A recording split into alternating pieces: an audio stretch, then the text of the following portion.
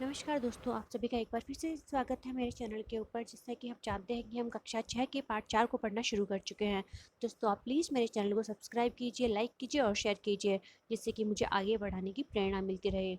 दोस्तों, हमने अपने पिछले वीडियो के अंदर जाना था कि पृथ्वी जो है वो पृथ्वी का भूमध्यवर्ती व्यास 12,756.6 किलोमीटर और ध्रुवीय व्यास 12,714 किलोमीटर है, जो कि इन दोनों में लगभग 43 किलोमीटर का अंतर है।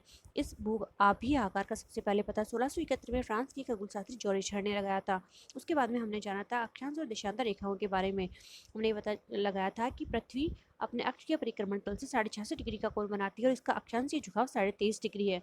उसके बाद में हमने अक्षांशीय रेखाओं और देशांतर रेखाओं के बारे में जाना था। अक्षांश रेखाओं में हमने देखा था 23.5 डिग्री दक्षिण के अंदर मकर रेखा और 23.5 डिग्री उत्तर के अंदर कर्क रेखा है। उसके बाद में 66.5 डिग्री पर आर्कटिक रेखा उत्तर में है और दक्षिण में अंटार्कटिक रेखा है। इसके बाद में हमने देखा था कर्क रेखा और मकर रेखा के बीच के अंदर जो उष्ण कटिबंध आता है। कर्क रेखा से लेकर आर्कटिक रेखा और मकर रेखा से लेकर अंटार्कटिक रेखा के मध्य के हिस्से को हम शीतोष्ण कटिबंध में मानते हैं। और अंटार्कटिक रेखा से 90 डिग्री दक्षिण में दक्षिणी ध्रुव और आर्कटिक रेखा से 90 डिग्री उत्तरी ध्रुव के मध्य के हिस्से को हम शीत कटिबंध में आता है। इसके बाद हमने देशांतर रेखा के बारे में जाना था। देशांतर रेखाएं जो होती है 0 डिग्री देशांतर रेखा ग्रीनविच नामक शहर से, इंग्लैंड के ग्रीनविच शहर से होकर गुजरती है और इसी से हम समय का निर्धारण करते हैं। ग्रीनविच रेखा से पूर्व की तरफ जाने पर हमें 4 मिनट को ऐड करना होता है समय के अंदर और पश्चिम की तरफ जाने में वहाँ के समय से 4 मिनट माइनस करना होता है वहाँ का मानक समय जानने के लिए। उसके बाद हमने स्थानीय समय और मानक समय को जाना था। स्थानीय समय सूर्य की स्थिति से पता लगता है और प्रामाणिक समय को हम देशांतरों के हिसाब से निर्धारित किया जाता है। भारत में से 82.5 डिग्री देशांतर से मानक समय को ज्ञात किया जाता है। उसके बाद में मैंने जाना था कि पूरे विश्व को लगभग 24 देशांतर मानक समयों के अंदर डिवाइड किया गया है। उसके बाद में हमने अंतर्राष्ट्रीय तिथि रेखा का जाना था। अब हम पढ़ने वाले हैं पृथ्वी की गतियाँ। पृथ्वी की गतियाँ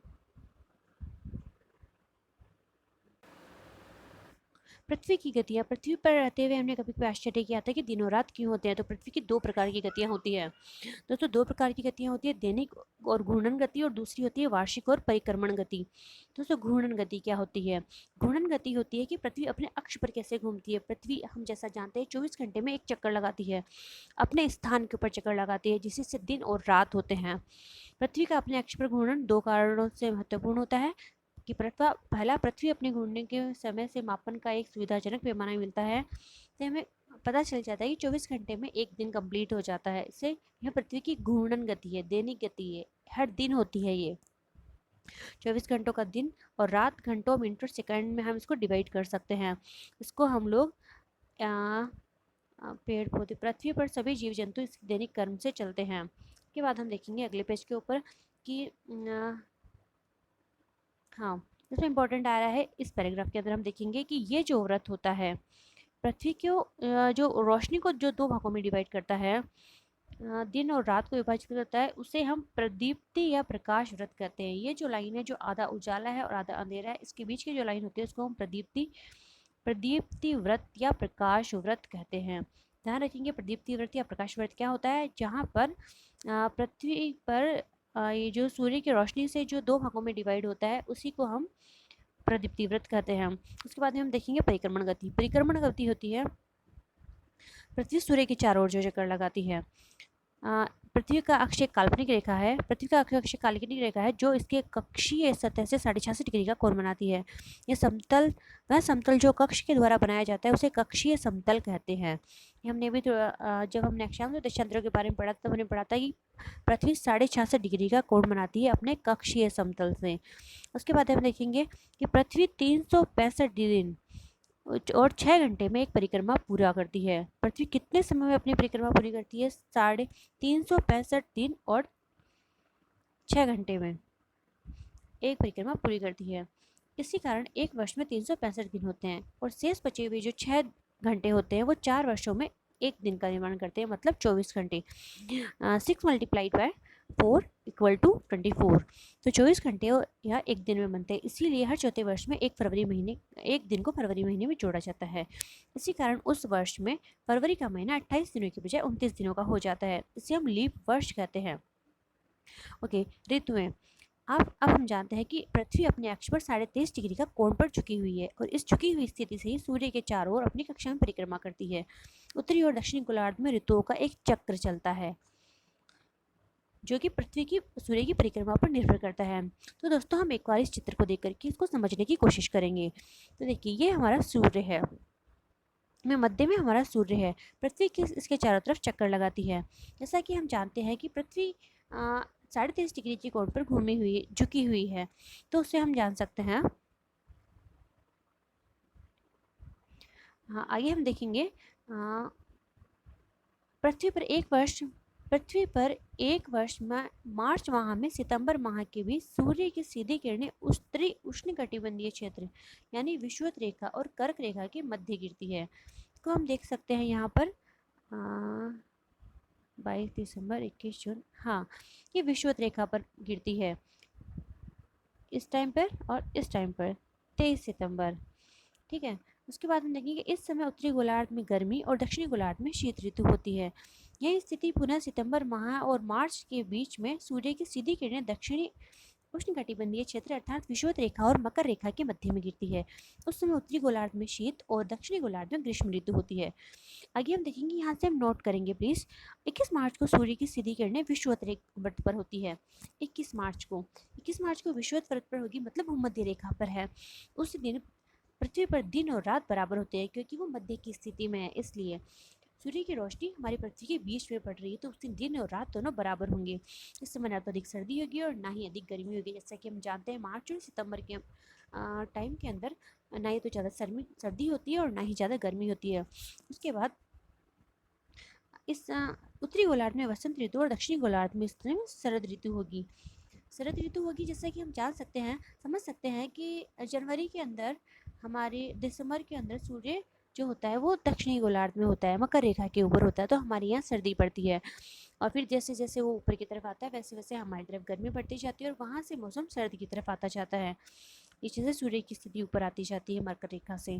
उसके बाद हम देखेंगे 21 मार्च के पश्चात सूर्य की किरणें धीरे धीरे कर्क रेखा की तरफ बढ़ती है। 21 मार्च के पश्चात, क्योंकि 21 मार्च को भूमध्य रेखा के ऊपर है, उसके बाद सूर्य धीरे धीरे ऊपर की तरफ आता है और 21 जून को सीधी किरणें कर्क रेखा के ऊपर गिरती है। इसी दिन उत्तरी गोलार्ध में सबसे लंबा दिन होता है और इसके विपरीत दक्षिण गोलार्ध में सबसे लंबी रात होती है। उसे उत्तरी अयनांत कहा जाता है।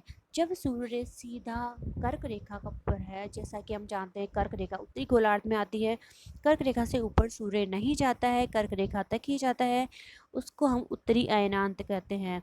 उत्तरी हिस्से का वहाँ पर सूर्य का जाने का एरिया खत्म हो जाता है, उसके बाद सूर्य वापस नीचे की तरफ आना शुरू कर देता है। इस समय उत्तरी गोलार्ध में ग्रीष्म ऋतु होती है और दक्षिणी गोलार्ध में शीत ऋतु होती है। 21 जून के पश्चात सूर्य की सीधी किरणें कर्क रेखा से विषुवत रेखा की तरफ बढ़ने लगती है और 23 सितंबर को सीधी किरणें फिर से विषुवत रेखा पर गिरती है। अब घूम करके वापस से 23 सितंबर को वापस से सूर्य की किरणें विषुवत रेखा पर आ जाती है। पहले 21 मार्च को थी, उसके बाद में 21 जून को ये कर्क रेखा के ऊपर आया क्योंकि ये टेढ़ा घूमा हुआ है, हमारी पृथ्वी जो तिरछी है। उसके बाद में ये वापस घूम करके 23 सितंबर को ये विषुवत रेखा पर वापस सूर्य की किरणें सीधी गिरने लगती है। उसके बाद हम देखेंगे इसी दिन पुनः पृथ्वी पर दिन और रात बराबर हो जाते हैं और इसे दक्षिणी विषुव कहते हैं। उत्तरी गोलार्ध पर में शरद ऋतु और दक्षिणी गोलार्ध में वसंत ऋतु होती है। 23 सितंबर के पश्चात सूर्य की किरणें सीधी मकर रेखा की तरफ बढ़ती है तथा 22 दिसंबर को सीधी किरणें मकर रेखा पर गिरती है। इसी कारण दक्षिणी गोलार्ध में सबसे लंबा दिन और उत्तरी गोलार्ध में सबसे लंबी रात होती है और इसे दक्षिणी अयनांत कहते हैं। दोस्तों, हम ध्यान देंगे ये दक्षिणी अयनांत है। अभी हमने जो पहले पढ़ा है वो है दक्षिणी विषुव, ये है दक्षिणी विषुव, क्योंकि इसके बाद में जो सूर्य की किरणें हैं वो दक्षिण की तरफ बढ़ने वाली है। जब 21 मार्च को होती है, वो हमारा उत्तरी विषुव या वसंत विषुव होता है। जैसा कि हमने देखा, वो उत्तरी विषुव या वसंत विषुव होता है। वैसे ही अब ये जब मकर रेखा की तरफ जा रहा है तो मतलब ये दक्षिण की तरफ जाएगा, तो ये दक्षिण की रहा है तो ये दक्षिण विषुव हो गया। उसके बाद 21 जून के बाद 23 सितंबर को ये 23 सितंबर को मकर रेखा की तरफ बढ़ने लगता है और 22 दिसंबर को ये सीधा मकर रेखा पर पहुंच जाता है। उसके बाद हम देखेंगे, इसे हम दक्षिणी अयनांत कहते हैं। दक्षिणी अयनांत कहते हैं जबकि ये मकर रेखा के सामने होता है, और जब कर्क रेखा के सामने होता है तो हम उसे उत्तरी अयनांत कहते हैं। इस समय दक्षिणी गोलार्ध में गर्मी की ऋतु और उत्तरी गोलार्ध में सर्दी की ऋतु होती है। 22 दिसंबर के पश्चात सूर्य की सीधी किरणें मकर रेखा की विषुवत रेखा की तरफ बढ़ने लगती है और 21 मार्च को सीधी किरणें पुनः विषुवत रेखा पर गिरती है। इस दिन पुनः पृथ्वी पर दिन और रात बराबर होते हैं। इस प्रकार पृथ्वी पर विभिन्न ऋतुओं की गुजरते हुए अपने कक्ष में यह परिक्रमण 1 वर्ष में पूरा करती है। उसके बाद हम जानेंगे सूर्य और चंद्र ग्रहण के बारे में। सूर्य ग्रहण और चंद्र ग्रहण बहुत ही रोचक और एक भव्य खगोलीय घटना होती है। दोस्तों, हमने बचपन में हमारे बुक्स में पढ़ा होगा कि जब सूर्य, पृथ्वी और चंद्रमा अपने अपने कक्ष में हमेशा चक्कर लगाते रहते हैं। जब सूर्य और चंद्रमा पृथ्वी एक सीधी में आ जाते हैं तब ग्रहण होता है। ये तो हमें पता है, सूर्य, चंद्रमा और पृथ्वी एक सीधी में आते हैं तब ग्रहण होता है। लेकिन कब सूर्य ग्रहण होता है और कब चंद्र ग्रहण होता है, ये हम अब जानेंगे। इस स्थिति में जब चंद्रमा, ध्यान देंगे फ्रेंड्स, जब चंद्रमा पृथ्वी व सूर्य के मध्य आ जाता है तब सूर्य से आने वाली किरणें चंद्रमा द्वारा अवरुद्ध हो जाती है। जब चंद्रमा पृथ्वी और सूर्य के बीच में आता है तो सूर्य से आने वाली किरणें चंद्रमा द्वारा अवरुद्ध हो जाती है। ये किरणें पृथ्वी पर नहीं पहुंच पाती है। इस स्थिति को सूर्य ग्रहण कहा जाता है। इस स्थिति को सूर्य ग्रहण कहा जाता है। पृथ्वी के किसी भाग से पूर्ण ग्रहण देखा जाता है और किसी से आंशिक ग्रहण देखा जाता है। वैसे ही जब पृथ्वी सूर्य और चंद्रमा के मध्य आ जाती है, जब पृथ्वी सूर्य और चंद्रमा के मध्य आ जाती है तब सूर्य से आने वाली किरणें पृथ्वी द्वारा बाधित हो जाती है, जिससे कि चंद्रमा तक वो नहीं पहुंच पाती हो। इस स्थिति में चंद्र ग्रहण हो जाता है। तो दोस्तों, इसके साथ ही हमारा यह चैप्टर कंप्लीट होता है। उसके बाद हम जानेंगे बाल अधिकार और बाल संरक्षण और अधिकार के बारे में हम अपने अगले वीडियो में बात करेंगे। तो दोस्तों, प्लीज़ आप मेरे चैनल को सब्सक्राइब कर दीजिए जिससे कि आपको आने वाली वीडियोज़ का नोटिफिकेशन मिल जाए। दोस्तों, आज के लिए बस इतना ही। धन्यवाद, शुभ रात्रि। अपना ध्यान रखिए, अपने परिवार का, अपने आस पड़ोस का ध्यान रखिए और प्लीज़ अपनी पढ़ाई को रेगुलर करते रहिए। Thank you very much.